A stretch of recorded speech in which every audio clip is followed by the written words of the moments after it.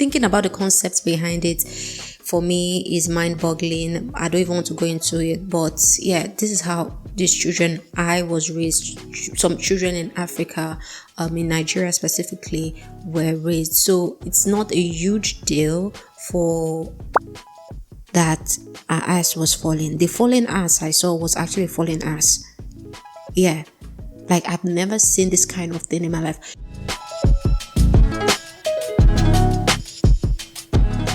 Hello people, welcome back to my channel. I want to believe you are doing good. I am doing amazing. It is so good to have you back. Today I'll be sharing with you different times I've been assaulted by Italian men in Italy.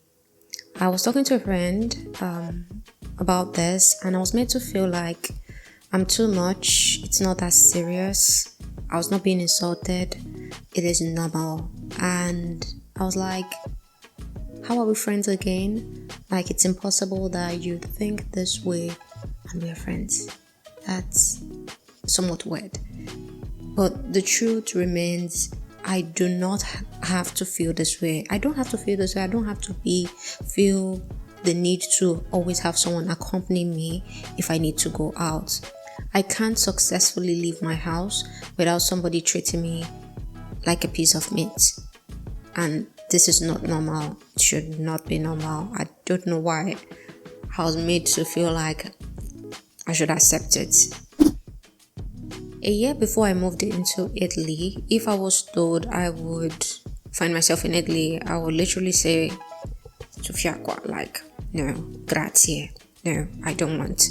And that's because of the stories we've always been told back at home about people living in Italy, specifically black women, black men living in Italy. It's always that these people are up to no good.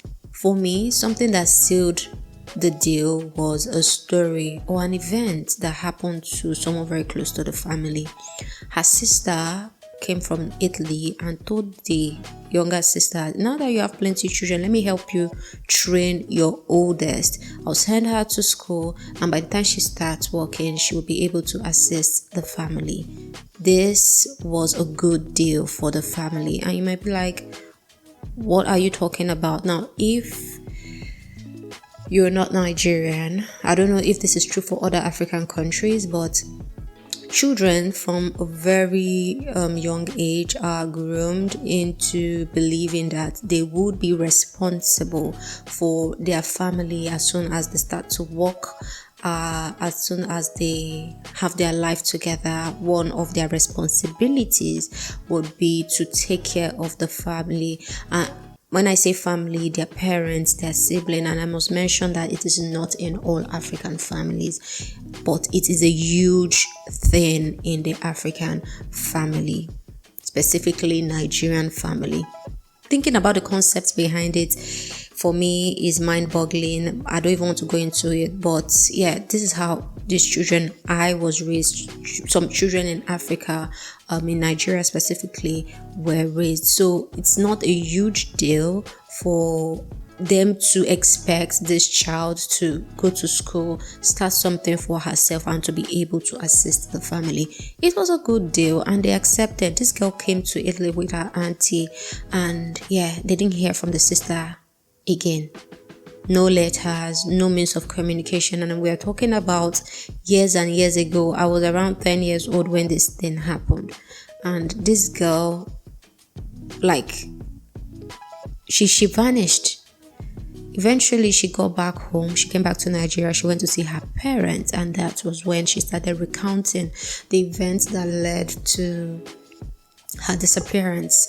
Her auntie was her madam in Italy, and she was a prostitute. She had to work and to get money for her auntie, and that was how she has been living for the past year. She didn't go to school.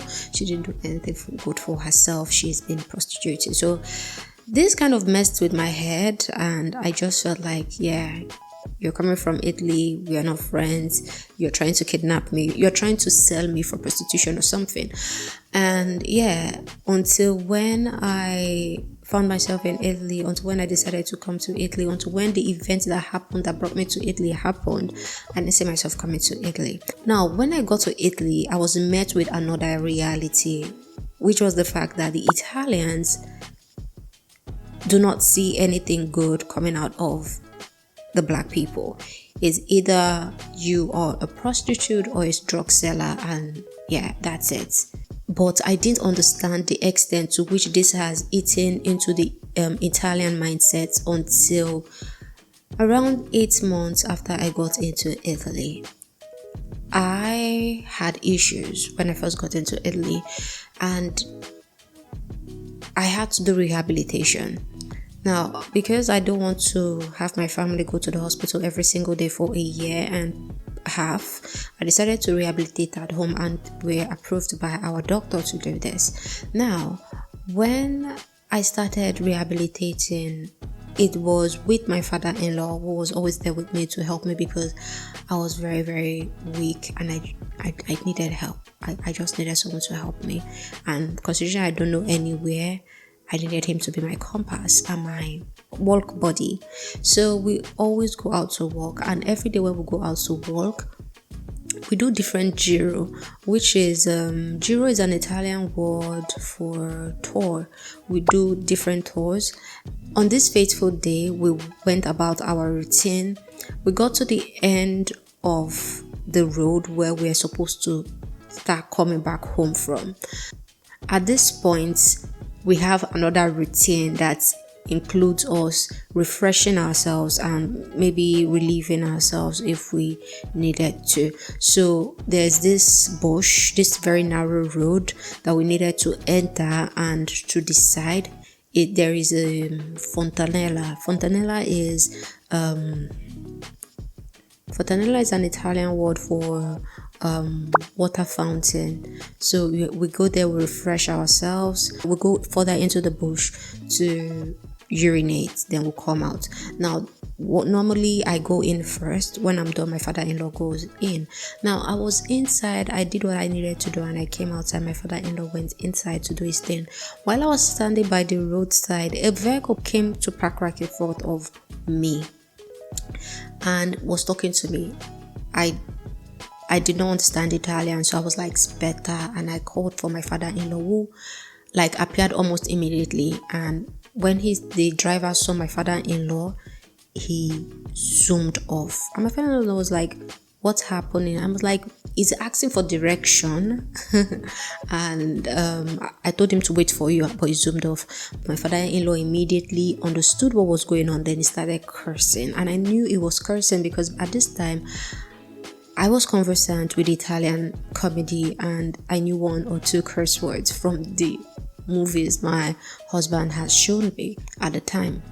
So I got back home. I started recounting this event to my husband, and he didn't get me.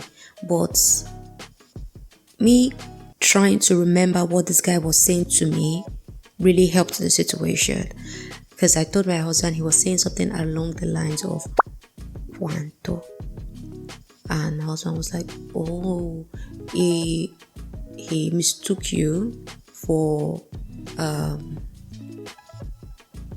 prostitute." At this point, I did not know how to react because I just could not bring myself to understand how it is possible that this guy thought I was a prostitute, because I was dressed like this. And for me, everything I was wearing at the time speaks someone who is out to exercise. And for God's sake, I had a brace on. With this, I came to the conclusion that there were some crazy people roaming the streets of Italy. Because of this event, my father-in-law refused to go to that road again, to that tour again, so we started a new tour.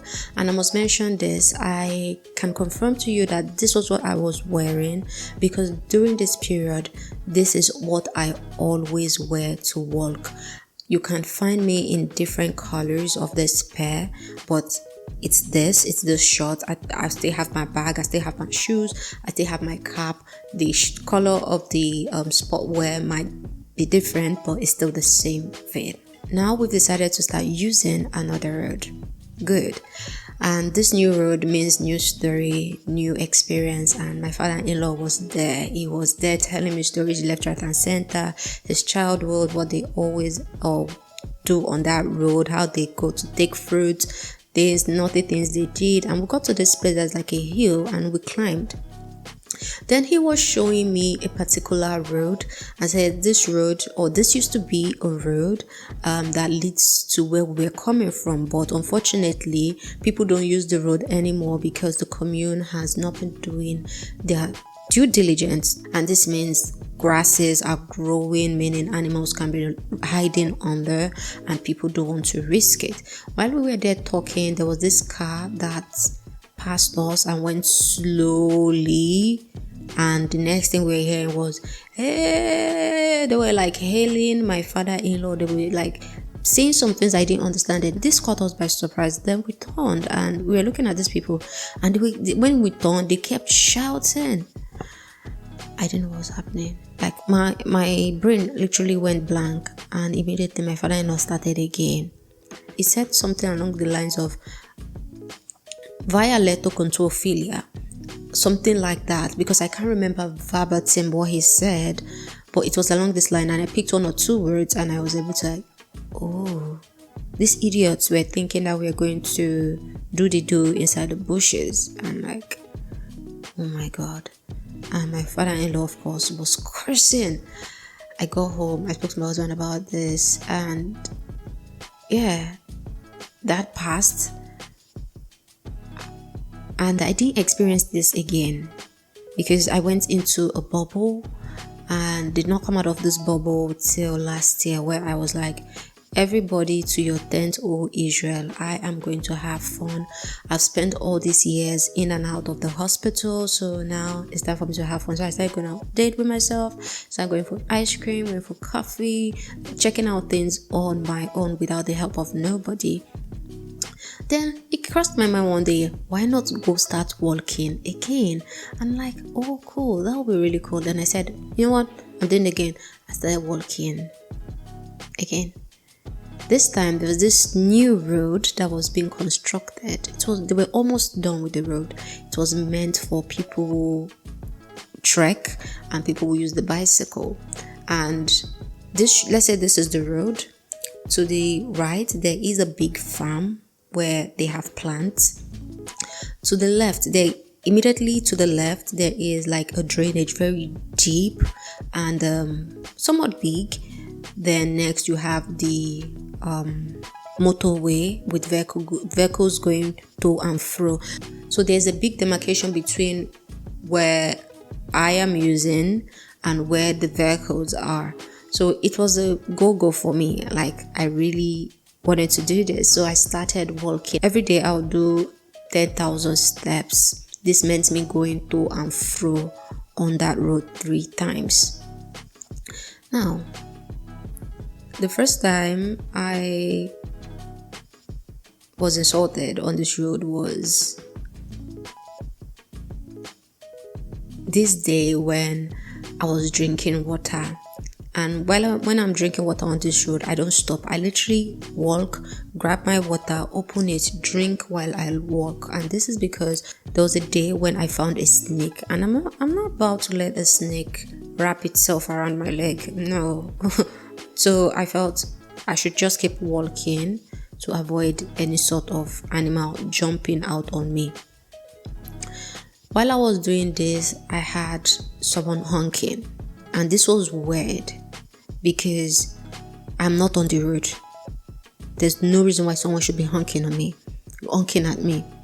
So I turned, I removed my earpiece and like, what? And this person was asking me, do I need a lift? I'm like, no. It was really strange because it's impossible for you to think I need a lift considering where I'm walking on. And it did not just click in my head. But while I thought this car has moved on, it just clicked that, oh my god, this fool thought I was a prostitute. Or I am a prostitute. I kept drinking and I had this person honk at me again. Then I turned. This time I yelled like a mad woman and he zoomed off. The next time was still on this road. I was walking, as I mentioned, I do to and fro. I noticed that there was this vehicle that was doing to and fro. Where I stop and turn, this vehicle would turn also, and this got me really scared. I started running and I entered the cemetery. Used the opportunity to see if there was any family inside the cemetery. Then we had to come out together. I didn't see anything to anybody. When I turned to check this vehicle, this guy was smiling at me, and I was like, what is wrong with these people? Now imagine I don't know about you, but imagine someone who is always watching crime stories, Criminal Minds, NCIS, Law and Order, Bones. Now I'll come to YouTube, I'll be watching Murder, Mystery and Crimes back to back all over the world. I'll be watching those crazy things, and I now see a vehicle going to and fro. The first thing that crossed my mind was this guy wanted to kidnap me, and this got me really scared and really uncomfortable. And every time I pass that road, I'm always agitated and anxious because I didn't know what would happen. You understand? But I kept taking that road, and something that happened that made me really scared, that made me felt threatened, and decided to start changing the road I use was this. Now, normally when I'm walking, I always check for my father-in-law who is coming with his bicycle. He goes out to train, and if he's coming, he always like hails at me, shout at me, "Hey lad." I'm like, "Child, we greet. I see you, you see me. We go our way." So this day I was checking for him because it's that time. It was my third lap, and normally during my third lap, I always see him. From this side of my eyes, I was checking for him. I saw this bicycle, which was my father-in-law, and I knew immediately thanks to the way this person was dressed. Then I went on my way, but later I felt like someone was following me. I don't know if this has happened to you before. If it has, please let me know in the comment section. Like it's possible you are not hearing, or you're not in tune with what is happening around you, because I had the earpiece on. But you can actually feel when something is too close to you. Now I turned and I saw the man I saw on the bicycle. He came to my lane to ask me if I lived around. I'm like, no. Like it took me by surprise. Like, what sort of stupid question are you asking me? And immediately I said no. I kept walking, and I felt this presence again, and I turned and he asked me for direction to a particular place. At this point, I was not nice. I shouted at him, and I feel bad for it somewhat. Well, I don't. I don't know if I feel bad. But the thing is, these people are always harassing me, and I saw no reason why he should be asking me that silly question when I'm not Google Maps or I'm not the compass. And by the way, his brothers, his sisters are using this road also. Why did he feel the need to ask me? So this went, and I felt like this guy was going to like retaliate, or maybe the next day he'll come to attack me. I'm always having crazy things going on in my head because of all the messed up things I watch. So I stopped using that road. People tell me why the first day I changed that road, the worst happened. I was about going to the circuit where I wanted to do like 7 laps because the circuit is not that big. And I was close to my house, about crossing the road though, when this SUV zoomed in on me like something I see in the movies. I was really, really scared. And I looked into the vehicle, and this person looks like my family, and I was like, "Ciao, Zio." And I looked well, and it wasn't the person I thought it was. Because of the way this guy drove and parked right in front of me, I decided to go back to the back of his vehicle to cross. While I was making a turn to go to the back of the vehicle, people tell me why this guy reached and opened the passenger seat for his dog to enter. I was so mad. This person said nothing to me. This person, it just opened the door.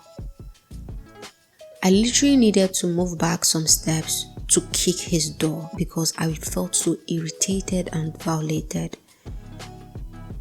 I don't know if this has ever happened to you. Something is happening to you in the present, and in your head, you are already fighting the person.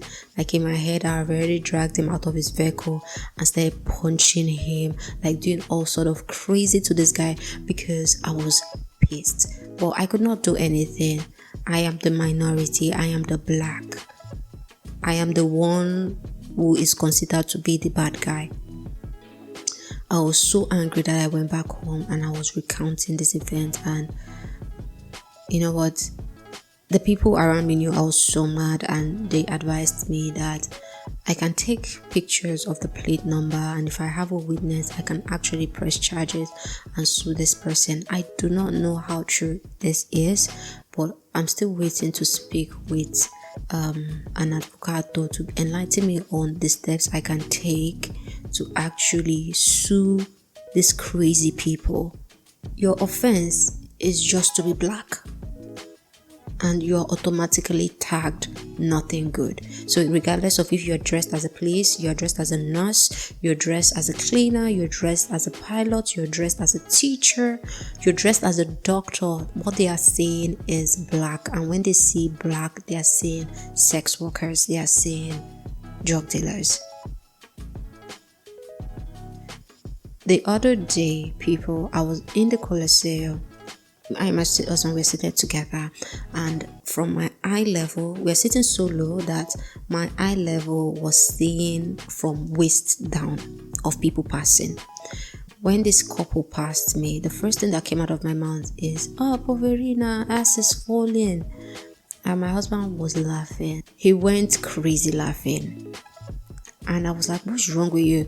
Because for me, I felt this person had a condition, had a problem. But when this man was laughing, I had to turn and look very well, stood up, and I was like, oh my God. Oh my God, people. The way this pants, the short she was wearing was cut, was in a manner that gave the illusion that her ass was falling. The falling ass I saw was actually a falling ass. Yeah. Like, I've never seen this kind of thing in my life. If I find that shirt and someone wearing it, I'm going to insert it in this video.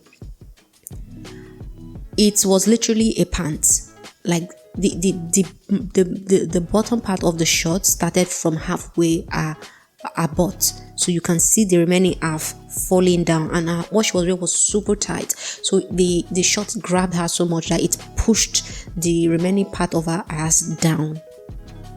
And I bet you this girl would walk the whole of Italy without anyone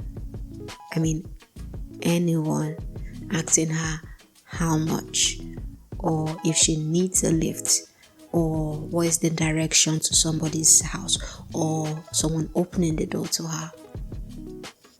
No. Thanks to all of this mess, I am a very angry woman. I am not nice. I'm not that person that you come to ask for direction. I don't know you. Don't talk to me. Do not speak to me. Like, I'm not anybody's Google. Go to Google and ask questions. Don't ask me questions, because in my head, it's always that everything you are doing because you want to eventually ask me how much I want to sell myself, or if I'm available to sell myself. And this is regardless of where you find me, the social gathering you find me, the situation you find me. The first thing that comes to this crazy people's mind is you on their bed. It is easy for us to blame the girls who are doing this. It's not something honorable, but at the same time, it's not totally their fault that these people are stupid. How is it that you can't differentiate between who a prostitute is and who a normal individual. I'm not saying prostitutes are normal, but you can differentiate the two. If you can differentiate between your daughter and your wife, your mother and your sister, your brother and your friend, you can differentiate between who a prostitute is and who is not a prostitute. I don't understand. I can't excuse this, and I won't. If I'm wrong, please let me know in the comment section. It is super irritating for me and disappointing that I have to go through this. So yeah, excuse my phone. Here are different times I've been insulted by Italian men in Italy.